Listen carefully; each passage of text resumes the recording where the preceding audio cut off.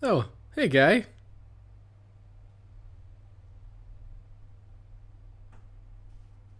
Oh, hey guys.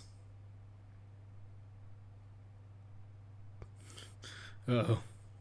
No. No! My initial impression of Bloodborne was terrible. I beat it in 14 hours with the Hunter's Axe, using exclusively the tricked R2 spin attack, which throws enemies, giving you time to charge up another R2 spin attack. I did very little optional content. I cleared the Cleric Beast, Bloodstarved Beast, Witches of Hemwick, Dark Beast Parl, and I did Eileen the Crow's questline, which does include one of the most bullshit NPC hunters in the entire game, so I felt pretty good about clearing that one. I accepted Gehrman's offer at the end, and I woke up, and then the game was over. I thought it was totally mediocre. A disproportionate number of the mandatory bosses are what I would consider poorly designed and not fun or exciting to fight. I never felt like I needed to deviate from my developed style with the tricked R2, and it made the game feel really easy and really boring. I felt that the story was mostly non-existent, and what was there wasn't that special. I did do some extra stuff after the fact, like I made a mule character, and tried out various weapons, but I'd often get to the Cathedral War or just after Amelia on various characters and just give up.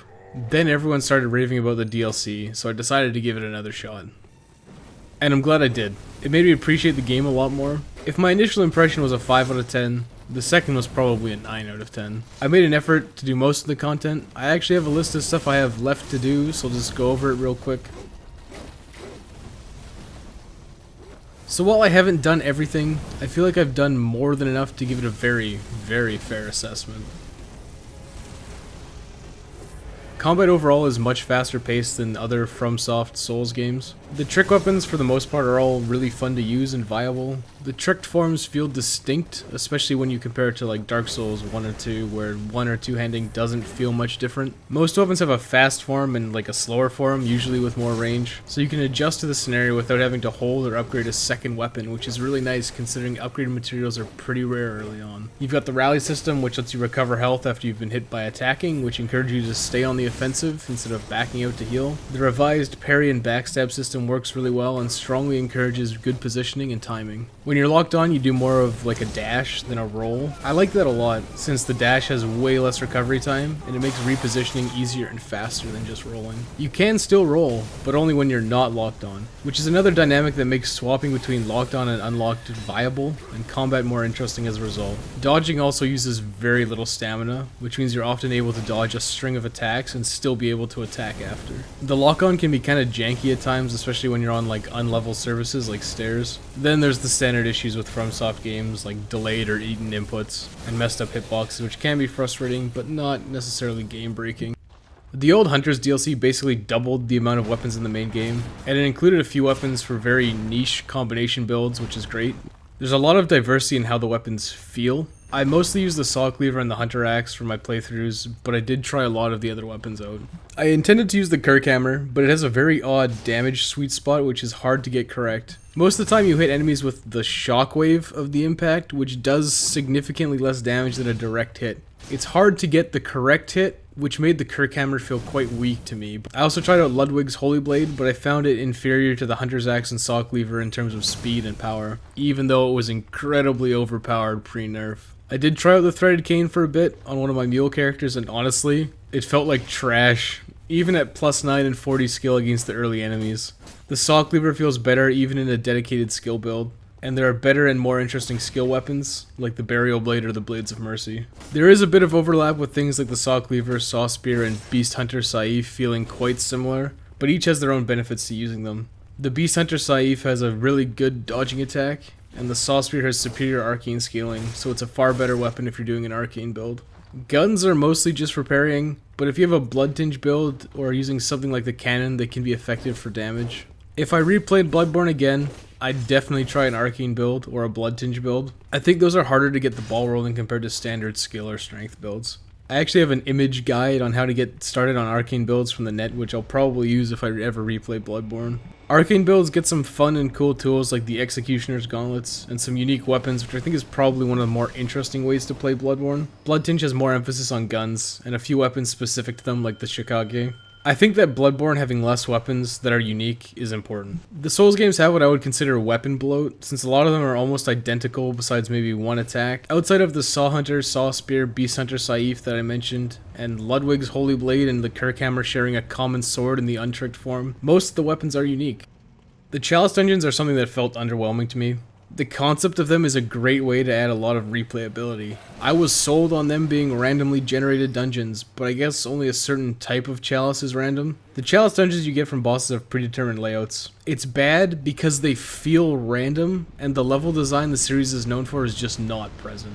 Bosses are often either standard enemies, boss refights from the main game, or enemy swarms, which basically destroyed my interest in them. There are some unique bosses, and a few of them are quite good. I definitely would have preferred to have the good Chalice dungeon bosses in the main game of Bloodborne, like the Bloodletting Beast.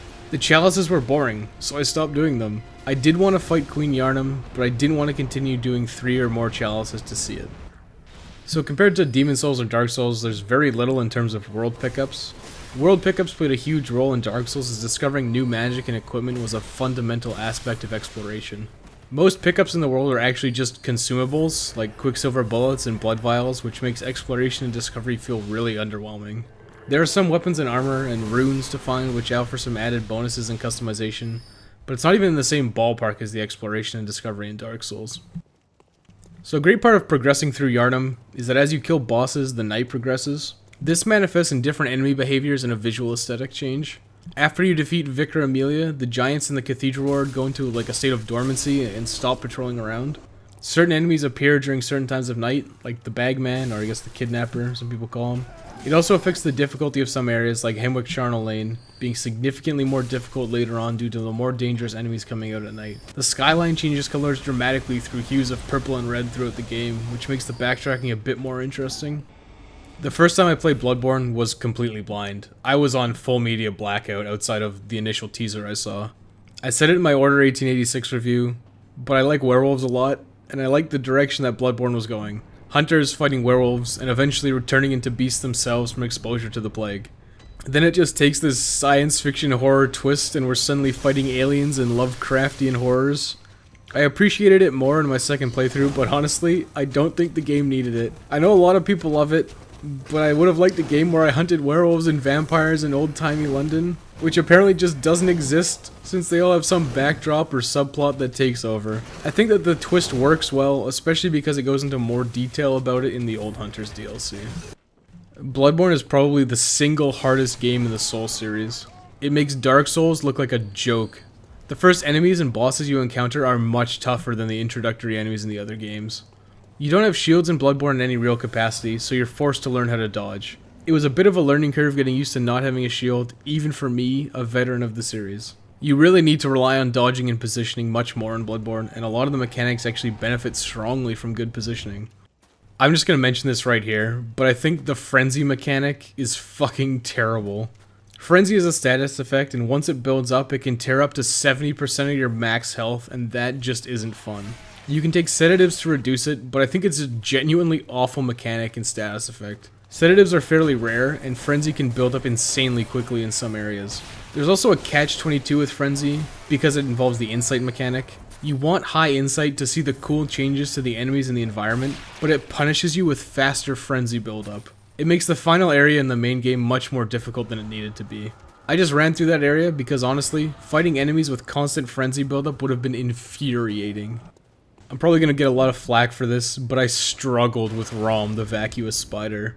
It was so bad that I seriously never wanted to play the game ever again. Rom's presence destroyed my interest in playing Bloodborne. Rom is just completely rife with bullshit. I think this fight is the epitome of artificial difficulty and easily one of the worst bosses From has ever designed.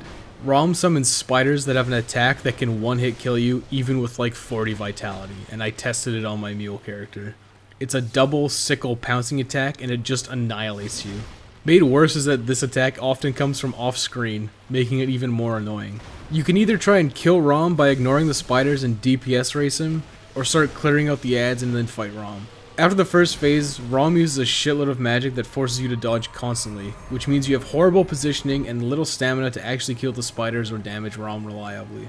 Oh, and on top of all that, You have to hit the spiders from behind, because they take reduced damage from the front as they're constantly guarding. ROM itself isn't hard. It's just so full of unfun bullshit that it makes it feel like a total crapshoot whether or not you're gonna get through them. So you can imagine my frustrations when I encountered ROM again in the Chalice dungeons. I wasn't impressed. I did beat it again, but it was definitely a factor in making me want to quit doing the Chalices altogether.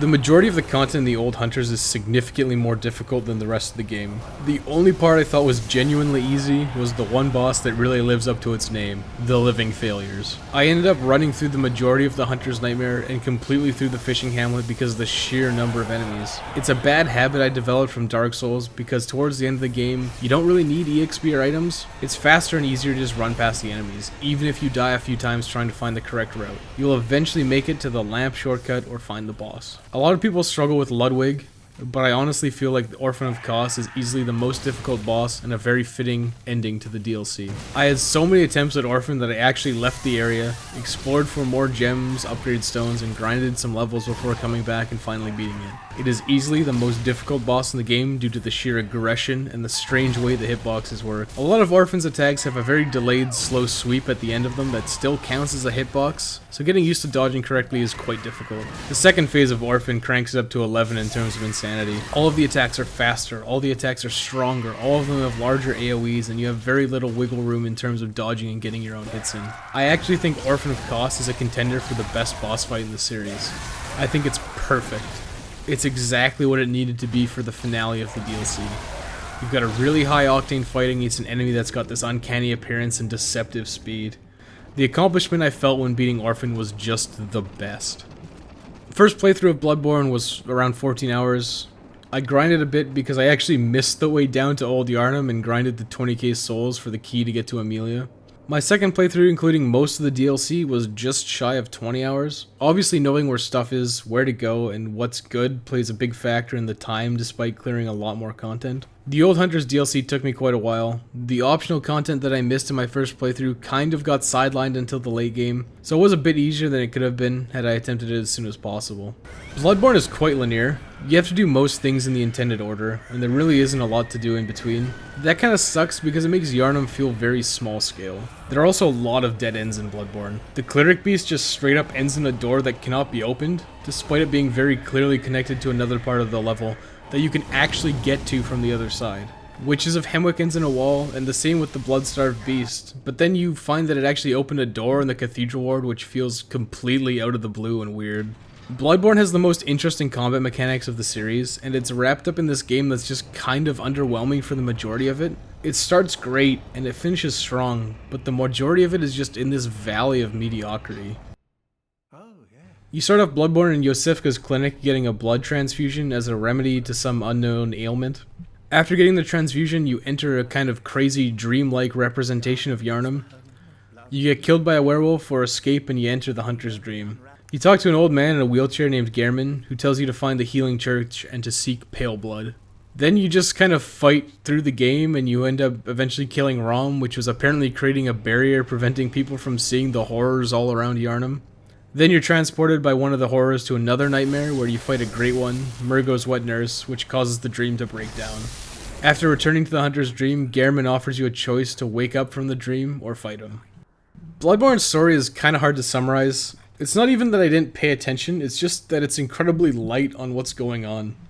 This is a kind of thing in From Soul series. You're given an endgame goal and just kind of left to your own devices and to discover the story and the world on your own. But Bloodborne kind of lacks that direction. In Demon Souls, you're told outright you need to defeat the demon horde so you can take on the old one and be freed from the Nexus. Dark Souls is a similar thing, but it features more MacGuffins to chase along the way with the bells and the Lord Vessel. In Bloodborne, you're told to seek Pale Blood in an optional letter and some terrible exposition from Gehrman. Then you kind of just go and fight stuff. It's almost as if From kind of anticipated that the majority of the player base would have played the previous games and just kind of accepted that that's the style, and it feels kind of lazy. This is one of my major complaints about the story. Gehrman, who's obviously there to act as your guide, a la the Monumental or King Seeker Framped, simply tells you ambiguous and useless directions like seek a sacred chalice, then fucks off for huge amounts of the game. If his comment was even slightly less ambiguous, like they used sacred chalices for rituals in Old Yharnam, but it was sealed off, then you may have more indication of where to go. After he tells you to find the Sacred Chalice, he's gone until the very end of the game. And I looked for Gehrman all the time, he's just not there. So when the game throws him in at the very end as if he was a fundamental part of your journey, it just kind of falls flat. It would be great if Gehrman was actually at the forefront of the story and constantly guiding you along, but From loves its ambiguity. After playing through the whole series, it's something that starts off being cool, but it ends up being incredibly annoying, especially in Dark Souls 3, which we'll get to later. I actually really loved the fight versus Father Gascon. Oddly enough, in my first playthrough, we had exactly the same weapon loadout, the blunderbuss and the hunter's axe. I really liked that dynamic because it was a stronger, faster version of myself that I had to overcome, and it felt really satisfying to beat it. Bloodborne has that element of satisfaction of getting through, especially when you take into account the higher difficulty level. Beating the majority of the DLC, and especially Orphan of Kos, felt like a serious accomplishment. I think the aesthetic and the themes will be very polarizing. I hear a lot of people don't like the old-timey London aesthetic versus the dark fantasy of Dark Souls. I think it does grow on you after a while, even the science fiction horror twist. The combat alone is worth playing Bloodborne for, even though there are a lot of problems with the rest of the game. It's just very fun and satisfying to play. So this is going to be a very long section. Not because I think Bloodborne is bad, but because I think that it could have been much more than it is. Bloodborne is an incredibly safe sequel. I think From needed to take some risks and try more new things. Bloodborne is held back by its pedigree as a Souls game. God of War, Devil May Cry, Ninja Gaiden, and Prince of Persia all have health and magic upgrades hidden throughout the levels. Bloodborne chooses to stick with the tried and true Souls system of souls, blood echoes, whatever. Bloodborne's lore is set up in a way that you could easily remove the RPG elements and make it more like a traditional action game. The first time you have control of your character, you find a note that tells you to seek pale blood, but you don't really find any throughout the game. Why not have pale blood vials strewn throughout the world? Using them could give you a maximum health or stamina increase. You could find them on corpses or win them from NPC hunters in duels, or even as rewards for beating bosses or completing NPC storylines. You could even lock them behind challenges similar to in Devil May Cry. You could find a blood transfusion station, then transfuse yourself and enter a dream where you do a challenge to win an upgrade.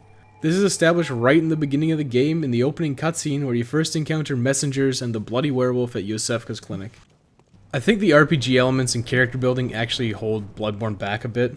Until about a year ago, I loved leveling up and character building. It feels good to build your character, and level ups give you power spikes to combat the increasing challenge as the game goes on. But if they were trying to make Bloodborne an action game, then RPG elements really have no place in there. At its core, Bloodborne really only has a handful of builds, mostly because it effectively removed armor and equip burden, and the weapon infusion systems as a thing. Fundamentally, there is only one choice you make in Bloodborne on how to build your character. What damage scaling stat do I want? That's it. You pick skill, strength, arcane, or blood tinge. You get whatever other stats you need to use the weapon you want. Then you level vitality and endurance to a level that you're comfortable with. It's purely a legacy thing from Demon Souls and Dark Souls. The more I think about it now, the more I think that those games are also held back a bit by their RPG elements, but that's the topic of another video. This system in place has a really negative impact on the way the weapons work. No true action game restricts your use of a weapon behind arbitrary stat requirements, but Bloodborne does. If you choose to go for a strength build, you're no doubt investing very little, if at all, in stats like Arcane or Blood Tinge, which basically renders all weapons and hunter tools that require those stats worthless to you. Stat requirements with the weapon upgrade system means you're basically committed to one weapon in a single playthrough. You can farm the lesser upgrade stones, but to go from +9 to +10 requires a Blood Rock. There's only one in the main game and one in the DLC if I recall. A +10 weapon is so good that I would say it's basically a requirement, and with only 2 Blood Rocks to get reasonably, you're better off sticking to just one weapon. That's not even mentioning how crappy it feels to pick up a hunter tool like the old hunter bone and not even be able to use it. That sucks, and it's all because of arbitrary stat requirements that really don't need to be in Bloodborne. The rally system is a great concept that just really wasn't fully utilized. I think part of it comes down to blood vials, which feels like a huge step back from Dark Souls' Estus system. Estus was great because it limited the amount of healing you had, while simultaneously removing any kind of farming or grinding associated with getting healing items. In Bloodborne, you have the restricted number of healing items, but you also have to farm them again. Which sucks, because if you're grinding attempts at a boss and you run out, it means you have to stop trying the boss and go farm some more healing items. I think they really should have just emphasized the rally system more. They could have made the temporary health last a lot longer, or even just had well-timed attacks restore your HP regardless of the rally system. If they did it right, you could have severely reduced the need for blood vials while encouraging players to have a way more aggressive playstyle, which is what Bloodborne should be all about. A lot of the time I just straight up ignored the rally system and chugged 2 to 3 blood vials because it wasn't worth the risk of dying while trying to use the rally system. I will yield that it is a system that rewards skilled players, but at the same time, skilled players also won't likely be getting hit as much, meaning they'll have more blood vials, which renders that whole thing kind of obsolete. So despite my huge amount of bitching and whining in the previous section, I actually like Bloodborne a lot. I definitely recommend you do all of the content in a single playthrough, because racing through the mandatory content makes the game feel way worse than it actually is, which kinda sucks. The DLC has 5 boss fights, a ton of weapons, and 3 levels to get through. Since Bloodborne is a little light on the content, the DLC does beef it up quite a bit. If you're gonna buy Bloodborne, you should commit to getting the DLC. The content in the DLC is generally better overall than the main story, and it will provide you a lot more replay value. If you're a fan of the series, it's definitely more of the same and you kind of know what you should be expecting.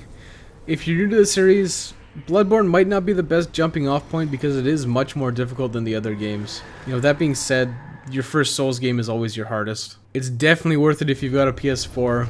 If you don't have one, sorry, but never ever coming to PC.